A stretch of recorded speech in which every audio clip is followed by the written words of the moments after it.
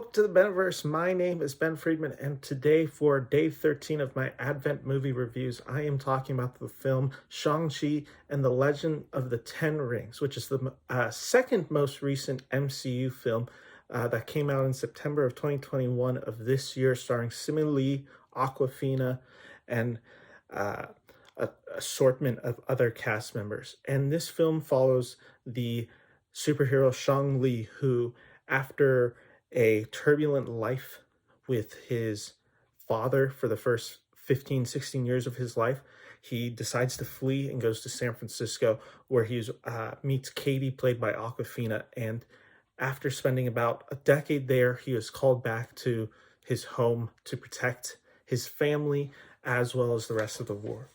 Now, Simu Lee is an amazing actor, and he is really the bright spot of a really great movie.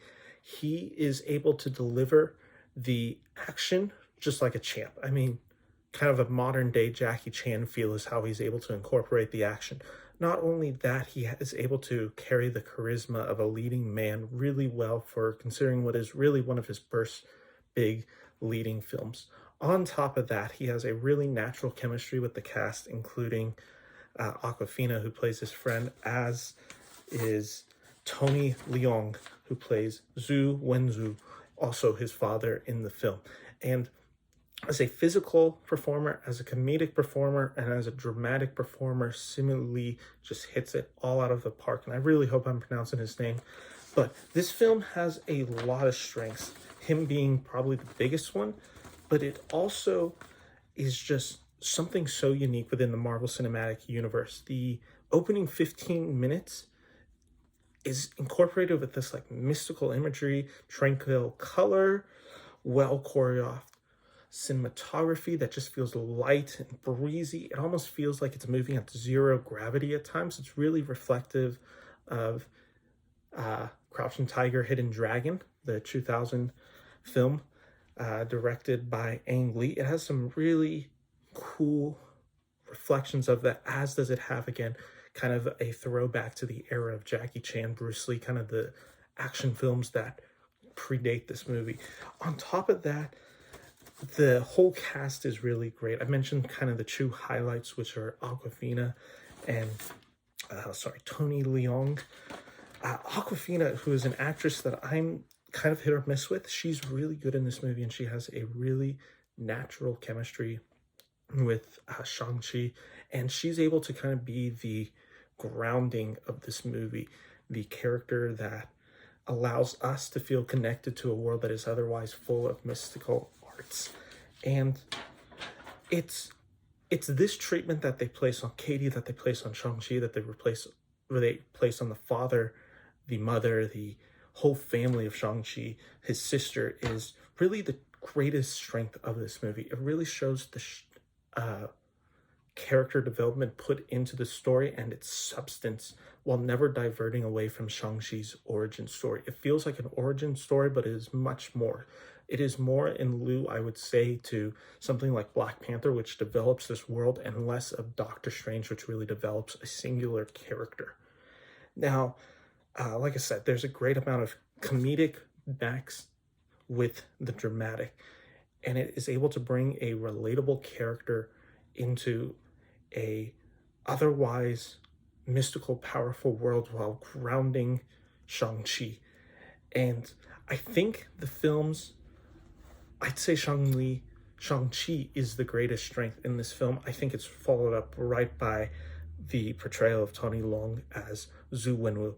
And again, I'm butchering these names, so I apologize, as Shang-Chi's father. His arc is truly one of the best villain arcs in the MCU. I think his character is endlessly interesting as the real Mandarin, not the Ben Kingsley, who has a pretty significant role in this film.